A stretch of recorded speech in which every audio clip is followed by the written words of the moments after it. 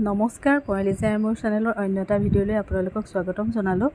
আৰু এয়া দেখিছেনে, আজি ওলাই আহিলোঁ মানে এয়া নগাঁৱৰ কলিয়াবৰত থকা ভৰালী নামঘৰলৈ আহিলোঁ।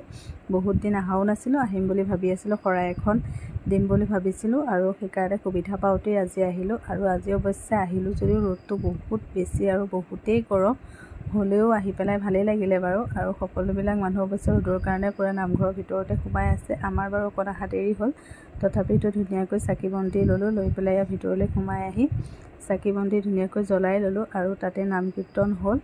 আৰু আমাৰ অকণমান দেৰি হোৱাৰ কাৰণে আমি প্ৰসাদ খাবলৈ ভিতৰলৈ সোমাই আহিলোঁ বাৰু। আৰু প্ৰসাদৰ লগতে আজি অৱশ্যে ক্ষীৰো আছিলে দেই। আৰু এয়া ধুনীয়াকৈ তাৰ পৰিৱেশটো মই দেখুৱাই দিছোঁ আপোনালোকক। আৰু সকলোৱে ইমান ধুনীয়াকৈ পৰিপাটিকৈ কামবিলাক হৈ আছিলে। আৰু এয়া প্ৰসাদ খোৱাৰ পিছত আমি সকলোবোৰ বাহিৰলৈ ওলাই আহিলোঁ আৰু বাহিৰৰ পৰিৱেশটো আপোনালোকক অকণমান দেখুৱাই দিছোঁ।